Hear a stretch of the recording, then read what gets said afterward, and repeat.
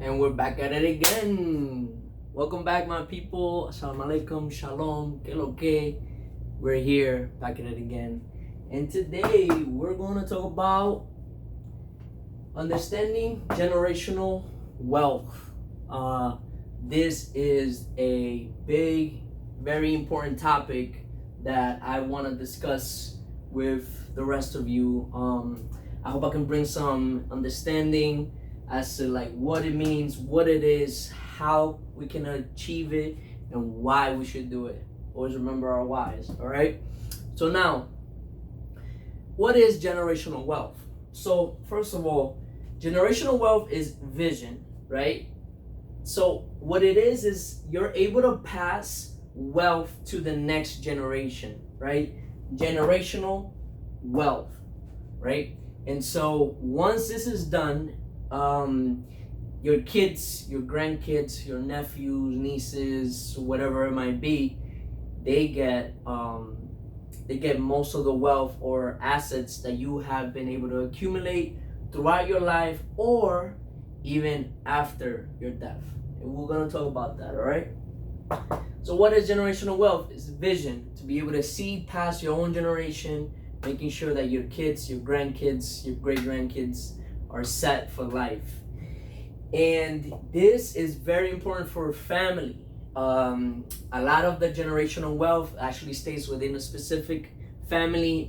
Some of them are the Rothschilds. If anybody knows any history, the Rothschilds have been around for centuries, and they have just been able to continue to pass on their wealth through their kids and their offsprings, and etc., etc. They have been able to gather a large quantity of wealth because of this fact. All right? And legacy. I mean, I don't know what to say. Legacy is really to be able to pass not only financial wealth, vision, knowledge, education, but to be able to leave a legacy to the next generation. Specifically, if you have done good throughout this world, it's important that we leave the legacy. All right. Why do we do this? Why is this necessary? So first off, it helps advance the next generation. Now, for this, I actually want to show you guys something. So here we have a small chart that I created, giving you guys an understanding as to where we all start off. So most of us, the great average of us, start off somewhere between 0, right? But there are many of us who start off maybe at 2 or 3 or 1,000,000, right? And now this is irrelevant. It's only basically for demonstration, but I'm going to explain to you how generational wealth helps advance the next generation. So put it into perspective. Imagine that you were born and your parents already had land in your country, whichever country you may come from. That means that once they pass away, that land can potentially pass on to you. So you are born ahead of most people, right? Now, if your parents have gone into college, if your parents served in the military, if your parents many things, right? So this chart tells you where you are. If there are some countries that some people are born with debt because their previous parents were born with debt, and so this is important to understand where you are in the financial wealth, or where your kids will potentially be in the generational wealth. All right? Now, inflation. This is why we want generational wealth, because a lot of the things that we can create or do to be able to make sure that the next generation is ahead, most of them actually beat inflation, or we think about inflation. What you don't want to do, I mean, you could do it, it's up to you, but what you don't want to do is have a large sum of cash just sitting in a bank, right? And I'm gonna give some business examples as to what you can do to combat this. Inflation is very important, because $100 today is not $100 tomorrow. And DNA. So it's built in our DNAs that we want our kids to have a better life than us. Some people might disagree with that, but that's what I believe. This is why we strive to make sure that our kids, and I say our kids, I don't have any kids, but I'm already planning ahead for them. And it's because we want our DNA to always become better, be better. And this is why we do it. This is why vision, family, and legacy are so important, to be able to understand our why. All right? Now we're going to go to how. How can we build generational wealth? Or how can we pass wealth to our children, or even to ourselves, really? And I'm going to give you guys some examples, all right? So first of all, equity. And equity can be in different forms. It can mean, for example, so equity is really how much percentage you own of whatever it might be, right? So you can own a certain percentage of a business. For example, Jay-Z owns a lot of percentages of different businesses, and stocks are also a good way to pass generational wealth to your children. Stocks, bonds, real estate, these are all things that you can buy, or you can do, or even create a business. These are all things that you can pass to your children that will give them an advantage on this earth. All right? That's equity. And if you guys want to learn more about equity, I can do a whole video about it. Let me know, and we could definitely talk. So, knowledge. Now, why do I put knowledge here? The reason why I put knowledge is because, according to statistics, 70% of the people who receive or inherit wealth, generational wealth, they inherit wealth from their parents, their grandparents, whatever it might be. 70% of them actually lose most of that wealth because they don't know how to manage it. All right? And a 90% will actually lose the next, 90% on the next generation. The third generation will lose most of its wealth because lack of understanding. And so knowledge, a lot of people don't talk to the kids about money, credit, how to use debt to leverage, all these things. A lot of people don't talk about this in their dinner table.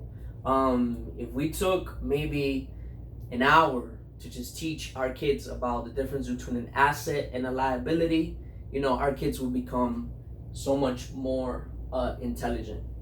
And life insurance. So, life insurance is a big thing because in this life, we have a couple things that are guaranteed. So we have gravity, we have the laws of physics, and we know that one day you and I will die. So, if you and I know that one day we're gonna die, why not prepare ourselves, right? So life insurance is actually one of the biggest contributors to passing wealth to a next generation. Since we know that we're gonna die, a lot of people have life insurances of millions, 2 million, just millions of dollars. And I'm actually gonna give you an example. So me and my wife purchased life insurance for $350,000 in case any of us died. Now, don't get any ideas. This is all, don't try to kill me out here. But we purchased it recently, and what we were paying was about $25 a month. Now, in case her and I die, we're able to use that money to pay off any of the mortgages, any debts, anything, and also leave extra cash for our kids or even our own family members who might need it in case either of us pass away. Life insurance. If you guys don't have life insurance, consider it.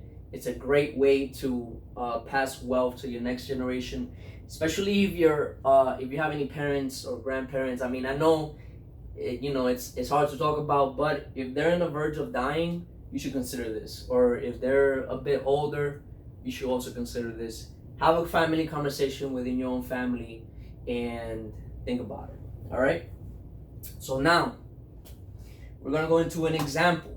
I'm gonna give you guys an example that how we can beat so many of these things. So first, this example is gonna tie in everything, right?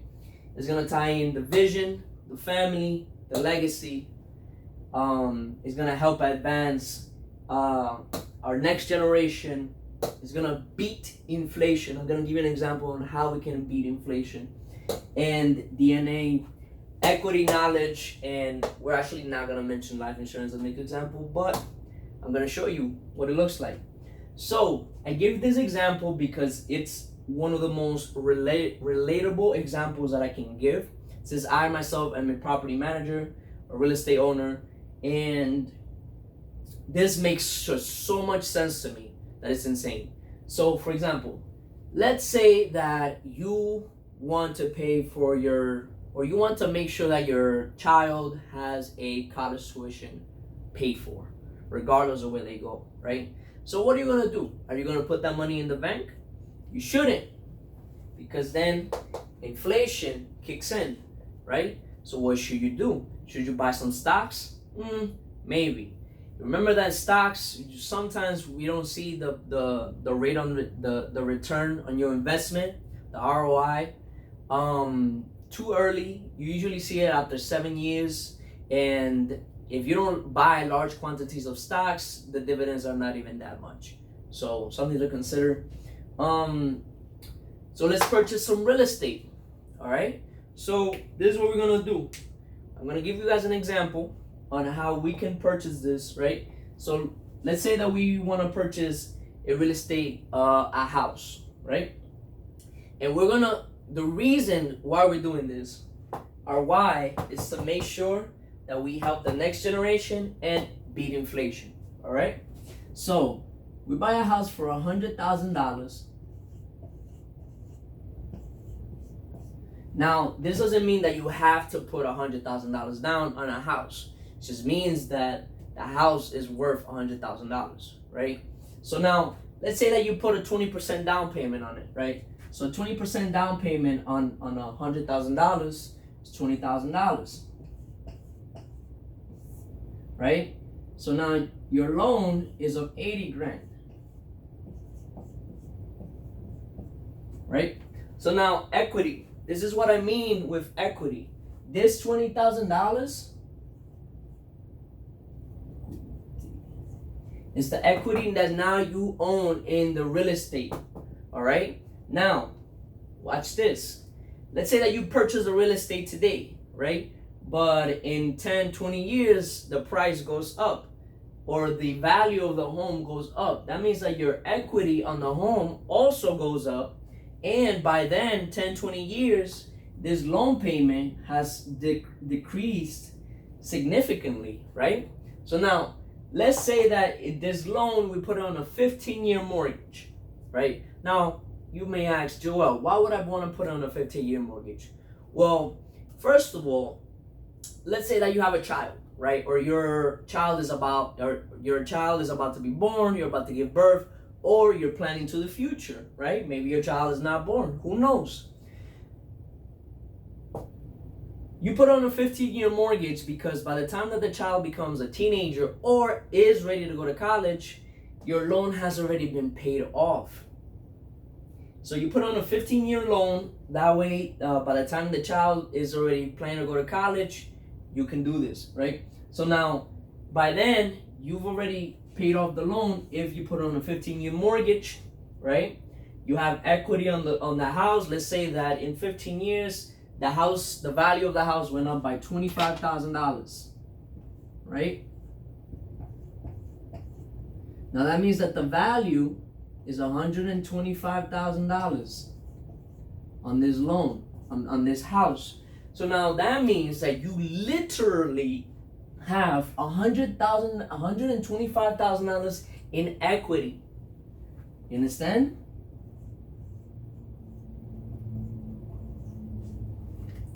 Now, why is this better than having cash or just having cash laying around? Well, first of all, usually real estate markets go up. Why? Why does real estate usually go up? There is about 6 billion acres on the planet. That's it. That's the only amount of acres in which people can actually live in. All right. So not the demand, the amount of land that's available for us is very limited. This is why real estate, you should always purchase real estate and try to avoid selling your real estate. All right. We're gonna talk about that some other day. So now, I put here that it pays for itself. Why did I put that it pays for itself? The reason for that is because maybe you buy this house and you decided to rent it, right? So now, instead of you paying the mortgage, you have someone else pay the mortgage. Another thing that you should remember, you can also buy houses that have multiple apartments. That way, if one person is not living there, the other apartment can pay for the mortgage. You want to try to minimize your expenses as much as possible. And if you get a mortgage, try to make sure that somebody else is paying for that. You don't want to pay for that, all right? And there are many ways around that. So it pays for itself, and now it pays for college. So now your child is 18, 19, 20 years old, right? You have not only passed down equity to your child, you have passed down knowledge. Why?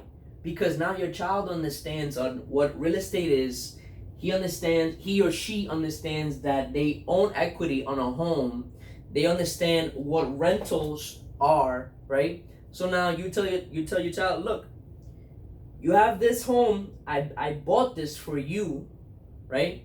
You can do whatever you want with it. You can live in it. You can sell it. You can take out the equity out of the home, because if you have $125,000 in equity on a home, the bank is willing to lend you about 70% of that. All right. So this is how we are able to advance not only ourselves but our children in the society. All right. And so this is just one of the many examples that I can give you guys. I hope you enjoyed the video, and if you have any questions, feel free to message me. I'm more than willing to answer any questions, and I feel like I covered everything. And thank you so much for watching it this far, and take care. Peace out.